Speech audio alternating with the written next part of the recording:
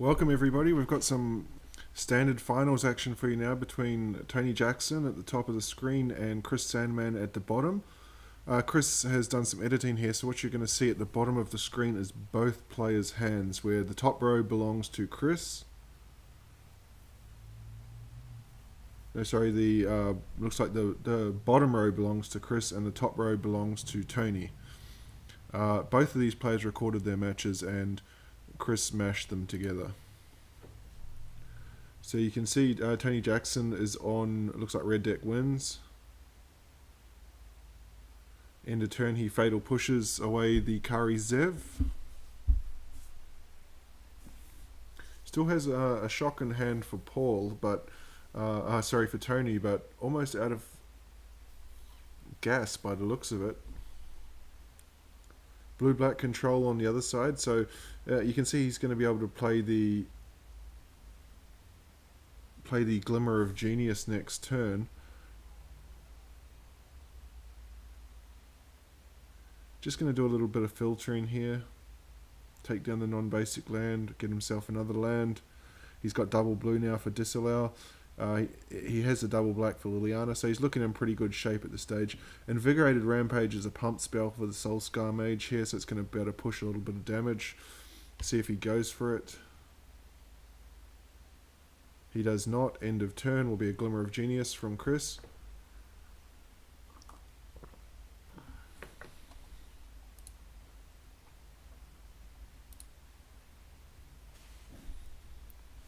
And Chris now will be able to play out. Actually, he doesn't have. He has his fifth land, so he can play out either the Liliana or the Scarab God. But he's chosen to go for Search for Ascanta and hold up a Disallow, or even a Supreme Will. He can cycle to find something. Really, nothing going on the other side of the screen here for Tony. He plays an Uncrop Crasher, and Chris uses the Supreme Will. The counter side of it. Invigorated Rampage while he is tapped out on the Soul Scar Mage is going to push a ton of damage here. Knocking 6 points off Chris, he's down to 9. Vraska's Contempt off the top. Does he want that? He does. So he can actually gain pretty good control of the board here.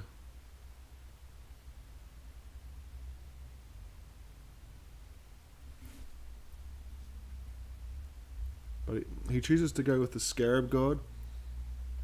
It's going to be a pretty good roadblock against the Soulscar Mage, and mono red decks have no way to deal with the Scarab God. So this is already looking ominous in game 1 for Tony. The winner of this advances to the semi-finals of Standard. The loser is eliminated for the season. Chris Sandman actually came through our New Players League last season, I believe, and so this is his first full season in the divisions. And he's managed to get into the finals on a countback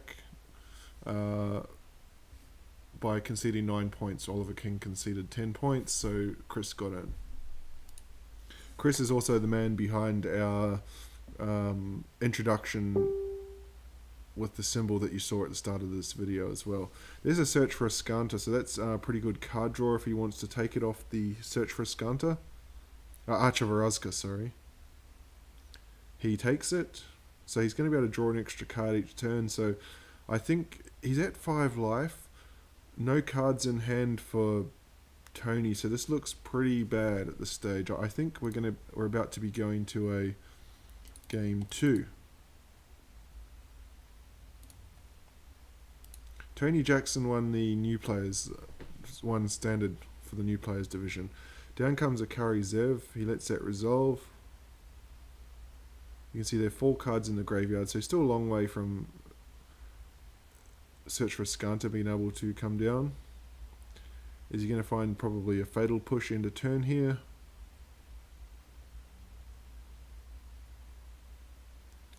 Yep, and it's going to remove the Kari Zev. So this is looking horrible now.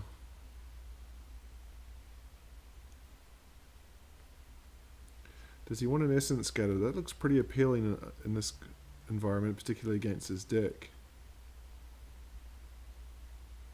He decides not to. He takes the Fetid Pools instead.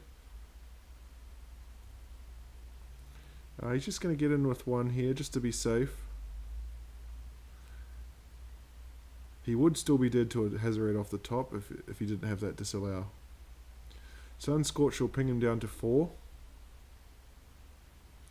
Well, with eight burn spells between Lightning Bolt and Shock, Tony's only way to win, you'd think here, he's going to activate Arch, so that's nice, draw an extra card.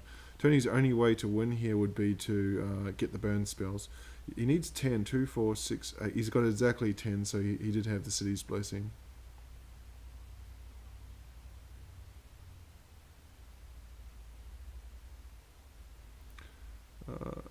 He can go all in here, 2, 4, 6, 8. He can play because he can play Liliana's Death Majesty, and also hold up Disallow. So this one is done.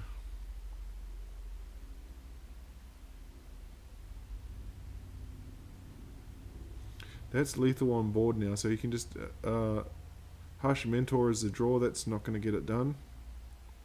And there's the concession, and we're on our way to game 2. So Chris Sandman now a win away from advancing to the semi-finals of Standard. Tony Jackson trying to win to keep his finals hopes alive.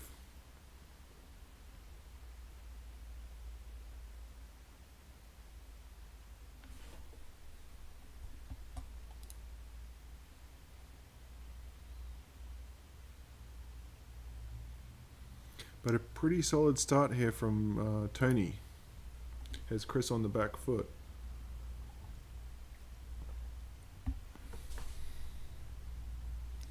You can see the blue-black deck, if it doesn't have Fatal Push, it doesn't have a lot of interaction before turn 4 with Vraska's Contempt. Lightning Strike here, so the pressure is still on. Well, it's interesting, you can see the difference between the card arts there. So on Tony's recording, he's got the basic Hazoret. On Chris's one, he had the special art, so either way it got counted, it doesn't matter. But Chris down to 9 here, needing to find something. Glimmer is going to be able to help. He can't actually cast Vraska's Contempt because he doesn't have the second black.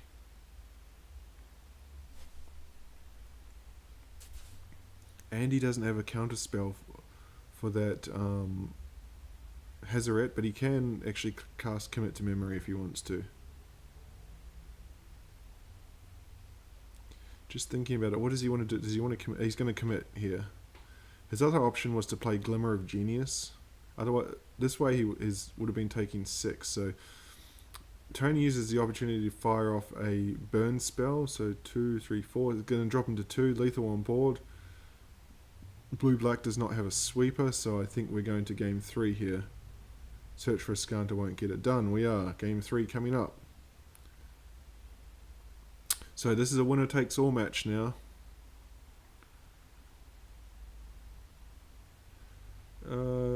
No turn 1 Bomat Courier this time for Tony. Just fires off a shock. 2 Moment of Cravings in hand here for Chris is going to gain him some life. He'll be able to Fatal Push down that Kari Zev.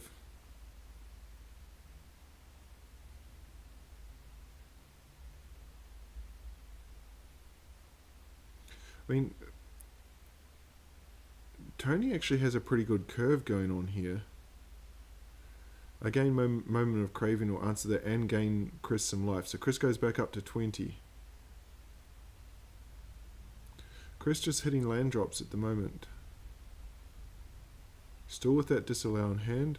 He's going to go for PNLR. Is that going to resolve? No, that's going to get countered. But now he doesn't have a counter spell for the Hazoret. Fires off a shock just so he can... If he gets a land next turn, he can actually play Hazoret and attack with it. Does he hit the land? He doesn't. It's a lightning strike. Which one do you play out here? This is a tough decision. He's going to go for the Hazoret. Playing it into a potential counter spell. Cycles and cannot find the counter. So Hazoret resolves, but cannot attack just yet. 2 Moment of Cravings could actually take down that Hazoret if he wanted to.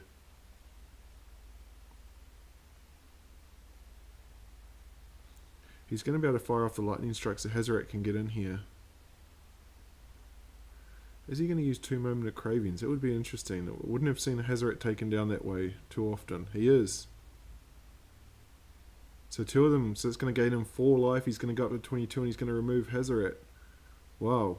And he's got a Glimmer so he can reload. So Chris for the turn. Yeah, Tony says very nice. That's the first time I've seen that happen. Draws a Supreme Will, so he's actually got a pretty nice hand here. A second Hazoret can come down, but it's going to eat the Supreme Will, I suspect. Here it comes. No point not to play it because the last one wasn't countered, so unless Chris had top decked a counter spell, it was safe, but unfortunately for him it's not safe. And the problem here is Chris is at a very healthy 16 life. Although he is kind of bricking on his draws now. Plenty of lightning strikes on the other side. So he's going to try and find a counter spell to counter this, or a removal. Essence Scatter will do the job. He might like both of those cards actually, he does. Finds the Essence Scatter, so Search for Skanta is going to be able to filter his draws now. He still needs to answer this Kari Zev. It's pinging him for 3 a turn. He's got a lightning strike, it's going to be 3 more damage. As Chris drops to 13. Passes the turn. Censor. Down comes Search for Skanta. And passes the turn. Censor would still get a Hazoret here. Kari Zev is not what you want to see when you've already got one in play.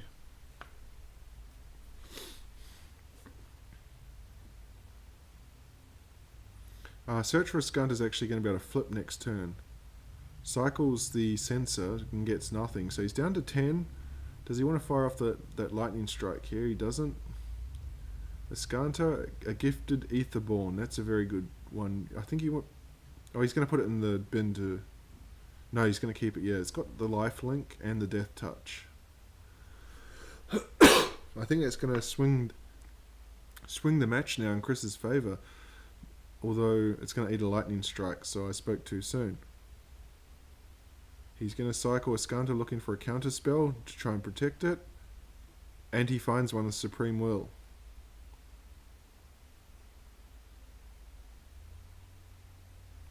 So he is tapped out now.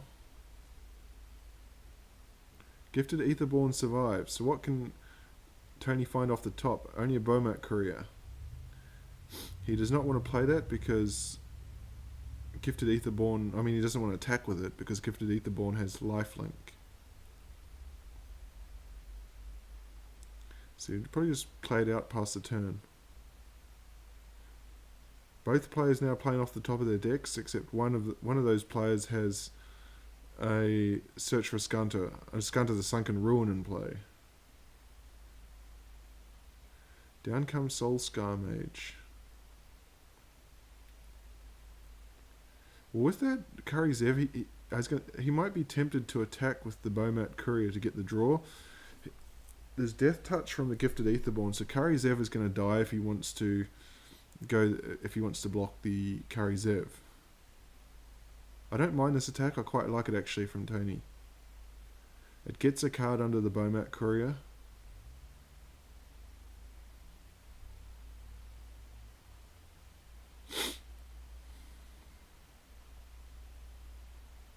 And that's a switched on block, so it works out either way, but he gets one less card here, so he can sack the Courier in response. Oh no, this might change his mind because he's going to Vraska's Contempt that Kari Zev.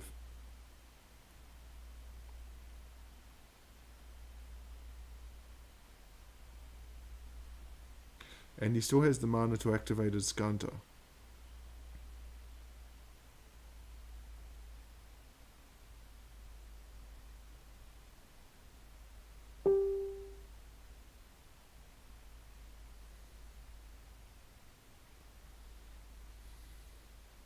So does Tony want to sack the Bomat Courier in response here and lose the Kari Zev? He doesn't, it looks like. Plays it out that.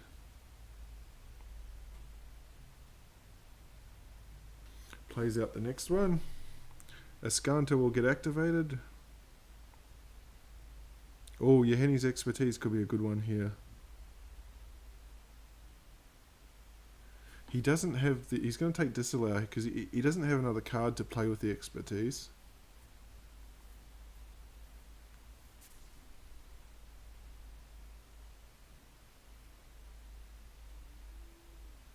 Well, Glimmer's going to find him some cards. He can actually get in here if he wants to with the Aetherborn. But he chooses not to. Just keep it in check.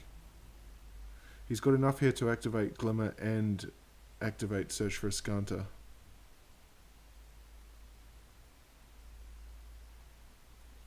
I'm sure he'll be taking that Scarab God. Yep, and there's a Vraska's Contempt there.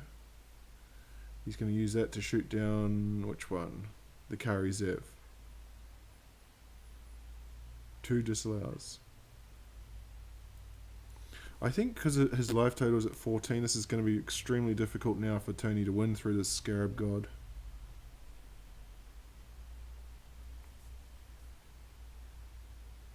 Finds a Lightning Strike. He's just checking the graveyard. There's a Kari Zev there.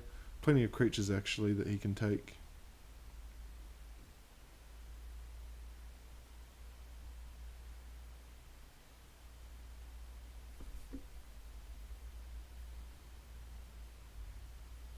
He chooses to go with PNLR, which will be a 4-4. Too much power on the board here, and it looks like Chris Sandman is only a couple of turns away from advancing to the semi-finals of our standard match. Doesn't want that swamp. He does want the Yeheni's Expertise. Can actually clear the way so he can push 9 damage here. Although it's -3, so it'll take 6 off.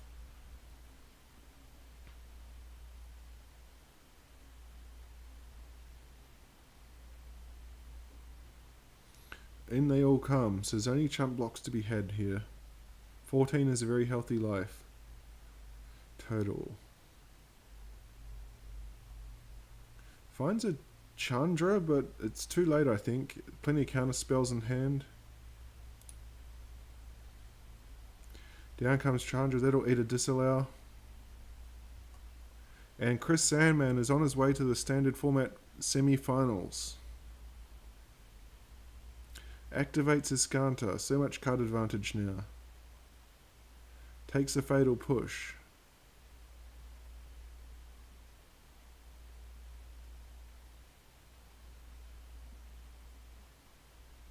He's got a Vraska's Contempt, a fatal push, so much removal and a counterspell. He can't possibly lose from here. And that will actually be lethal with the Uncrop Crasher. So, good season from Tony Jackson, but he falls short in the first round of the finals. Chris Sandman will advance.